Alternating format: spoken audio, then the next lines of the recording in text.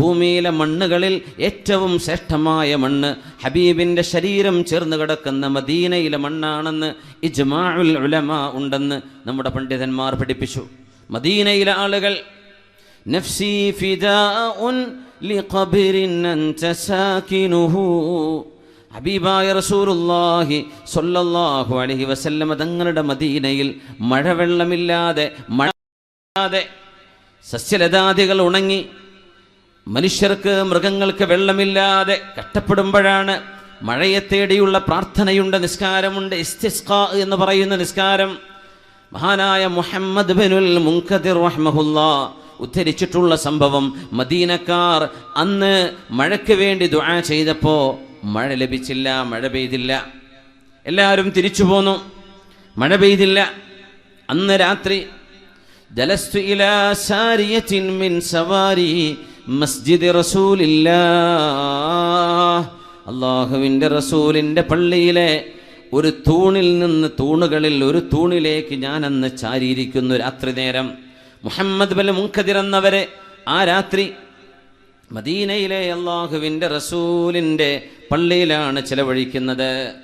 ആ രാത്രിയിൽ ഇരുളിൽ ഇശാ നിസ്കാരം കഴിഞ്ഞ് ഒരുപാട് നേരമായപ്പോൾ ഒരു ചെറുപ്പക്കാരൻ കടന്നു വന്നു, ഒരു കറുത്ത വർഗ്ഗക്കാരൻ. എൻ്റെ അരികത്ത് വന്ന് നിസ്കാരം ആരംഭിച്ചു. കുറേ നേരം നിസ്കരിച്ചു. എന്നിട്ട് ആ ചെറുപ്പക്കാരൻ കൈയുയർത്തി ദുആ ചെയ്യുന്നു, അസ്അലുക യാ റബ്ബ് അഖ്സംതു അലൈക അല്ലാ സഖൈതനാ, കാരുണ്യവാനേ, നിന്റെ പേര് ചൊല്ലി ഞാൻ സത്യം ചെയ്തു പറയുന്നു, നിന്റെ പേര് ഉദ്ധരിച്ച് സത്യം ചെയ്ത് ഞാൻ പറയുന്നു, അല്ലാ സഖൈതനാ, നീ ഞങ്ങൾക്ക് മഴ തരണം, നീ ഞങ്ങൾക്ക് മഴ വർഷിപ്പിച്ചു തരണം.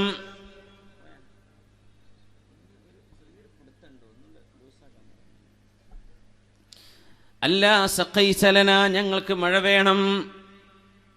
മുഹമ്മദ് ബിൻ മുൻകദിർ റഹ്മഹുല്ലാഹ് തൻ്റെ അരികത്ത് വന്ന് നിസ്കരിക്കുന്ന ചെറുപ്പക്കാരൻ്റെ ആ പ്രാർത്ഥന കണ്ടിട്ട് വല്ലാതെ അത്ഭുതപ്പെട്ടു പറഞ്ഞു, മജ്നൂൻ, ഭ്രാന്തനായിരിക്കണം.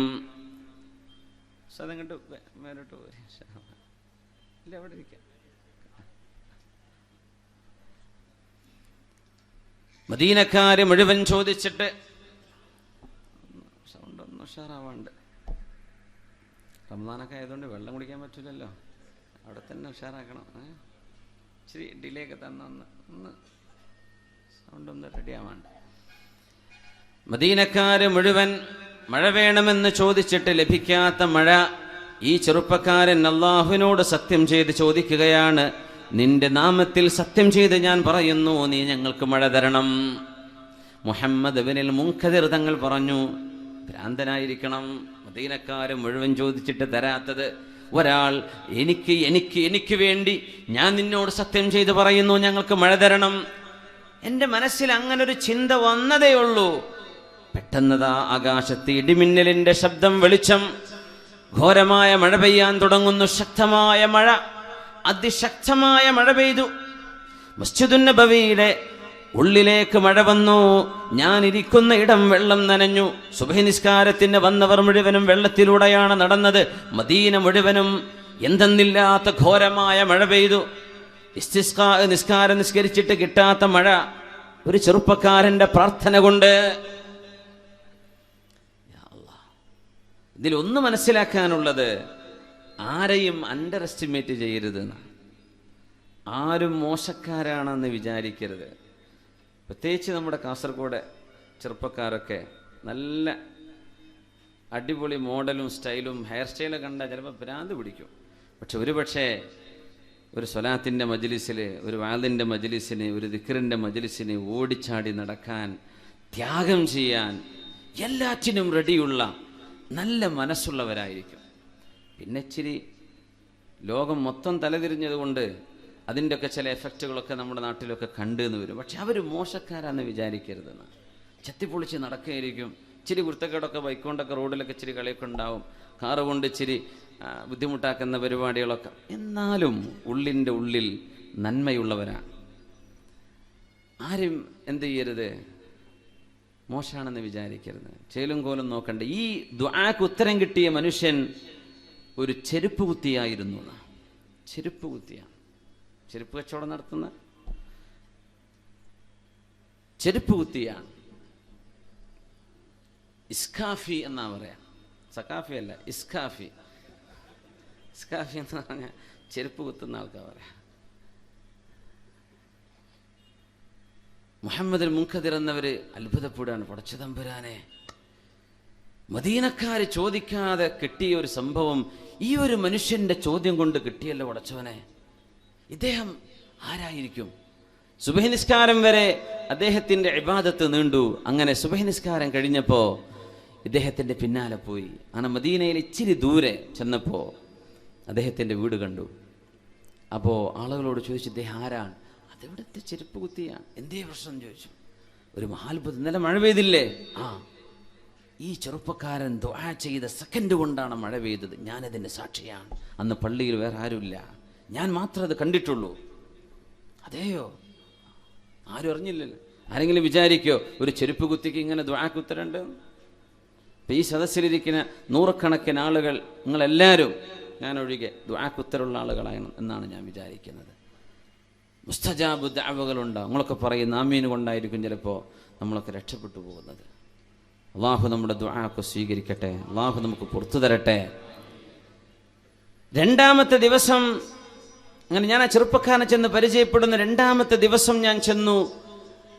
മൂന്നാമത്തെ ദിവസം ഞാൻ പറഞ്ഞു, പിന്നെ ആ മഴ പെയ്യാൻ നിങ്ങൾ ദുആ ചെയ്തത് ഞാൻ കേട്ടിട്ടുണ്ട് കേട്ടോ എന്ന് പറഞ്ഞു.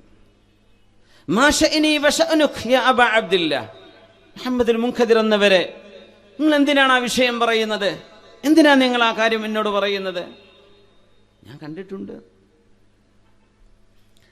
ഒരാൾ താൻ ചെയ്ത ഇബാദത്ത് കണ്ടിട്ടുണ്ട് എന്നറിഞ്ഞപ്പോ അന്ന് രാവിലെ ഭാണ്ഡമെടുത്ത് മദീന വിട്ട ആളാണ് ഇദ്ദേഹം. പിന്നെ ചരിത്രത്തിൽ ഇദ്ദേഹത്തെ കാണാൻ പറ്റിയിട്ടില്ല എന്ന്.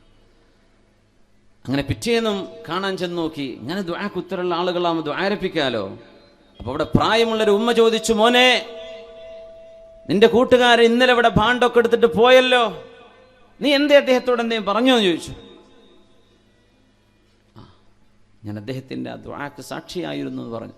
എന്നാൽ അതായിരിക്കണം മോനെ, ഞാൻ മദീന വിട്ടു പോവുകയാണെന്ന് പറഞ്ഞ് ഭാണ്ഡെടുത്തിട്ട് പോയിട്ടുണ്ട്. അല്ലാമ ദഹബി റളിയല്ലാഹു തആല അൻഹു അവരുടെ പ്രസിദ്ധമായ ഗ്രന്ഥം സൈറിൽ അവർ പറഞ്ഞു, ഇതുപോലെ ഇഖ്ലാസിന്റെ മാതൃകയുള്ള ഒരു സംഭവം ചരിത്രത്തിൽ മുഴുവൻ പരതിയിട്ടും എനിക്ക് കണ്ടെത്താൻ കഴിഞ്ഞിട്ടില്ല എന്ന്. എത്ര വലിയ അത്ഭുതം! താൻ ചെയ്ത ഒരു നന്മ വേറെ ഒരാൾ അറിഞ്ഞു എന്നറിഞ്ഞപ്പോഴേക്കും നാട് വിട്ടു. പിന്നെ അവിടെ ആൾക്കൂട്ടമാകും, പിന്നെ ആള് കൂടും, ദ്വാരപ്പിക്കാൻ ആള് വരും, അല്ലേ, റുഖിയ ചെയ്യാൻ, മന്ത്രി ചൂതി എന്തെങ്കിലും വാങ്ങിക്കാൻ, ഷിഫാഇന് കാരണം തേടി, ദുആ തേടി. ഇതൊന്നും വേണ്ട, ഞാൻ പോവാണ്, എന്നെപ്പറ്റി അറിഞ്ഞില്ലേ, ഇനി പിടുത്തം കൊടുക്കണില്ല, പോവാണ്. മദീന വിട്ടുപോയി. സുബ്ഹാനല്ലാഹ്. അതും ഒരു ചെരുപ്പ് കുത്തിയാണ്. അതുകൊണ്ടാണ് മുഅ്മിനീങ്ങളായ ആളുകളിൽ അള്ളാഹുവിൻ്റെ നൂറ് ലഭിച്ച ആളുകളെ നമുക്ക് തിരിച്ചറിയാൻ പറ്റിയില്ലെന്നവരും നമുക്കിടയിൽ തൊട്ടരികത്തിരിക്കുന്ന ആളുകളിൽ അള്ളാഹു ഇഷ്ടപ്പെടുന്നവർ കാണും. ഒരു രാത്രി കൊണ്ട് യുസ്ലിഹുല്ലാഹു ഫീ ലൈല, ഒരൊറ്റ രാത്രി കൊണ്ട് അള്ളാഹു സ്വലാഹും നന്മയും കൊടുക്കുന്ന ആളുകളുണ്ട്. ഒരു രാത്രി കൊണ്ട് അള്ളാഹു സ്ഫുടം ചെയ്തെടുക്കും. ഇന്നലെ വരെ മോശക്കാരനാണ്, പക്ഷെ ഇന്നലത്തെ ഒരു രാത്രിയിലെ ഖിയാമുൽ ലൈലിൽ സുജൂദിൽ കിടന്നിട്ട് അള്ളാഹുവേ എന്നെ നന്നാക്കി തരയണമേ, നിന്റെ സാമീപ്യം എനിക്ക് നൽകണമേ, നിന്നെക്കുറിച്ചറിയാനുള്ള വാതായനങ്ങൾ എനിക്ക് തുറന്നു തരയണമേ എന്ന ഒരു പ്രാർത്ഥന കാരണം അള്ളാഹു സ്വീകരിക്കുകയാണെങ്കിൽ അന്ന് രാത്രിക്ക് രാത്രി ആ മനുഷ്യന്റെ മഖാദീറുകളിൽ ചേഞ്ച് വരുന്നുണ്ട്. അള്ളാഹു തിരുത്തി എഴുതുന്നു, മലാഖമാരെ കൊണ്ട് തിരുത്തിപ്പിക്കുന്നു. അബ്ദുൻ സ്വാലിഹുൻ, ഇത് സ്വാലിഹായ മനുഷ്യനാണ്. ഇന്നലെ വരെ അബ്ദുൻ സാലിഹുൻ, മോശക്കാരനാണ്, ഇന്ന് സ്വാലിഹായ ആളാണ്. ഒരു റമദാൻ ഒരുപക്ഷെ ഒരു ജീവിതം മൊത്തത്തിൽ മാറ്റിമറിച്ചേക്കും. കഴിഞ്ഞ റമദാനുകളിൽ മാറ്റമുണ്ടായി, അതിൻ്റെ മുമ്പത്തെ ജീവിതം ഓർക്കാൻ പോലും പറ്റാത്ത ആളുകളുണ്ടാകും. ഇനിയുള്ളൊരു റമദാൻ കഴിഞ്ഞാലും ഇൻഷാ അള്ളാഹ് ഞാൻ എൻ്റെ നന്മയെ കാത്തു സൂക്ഷിക്കുമെന്ന് ദൃഢനിശ്ചയമെടുക്കുന്ന ആളുകളുണ്ടാകും. അള്ളാഹു അങ്ങനെ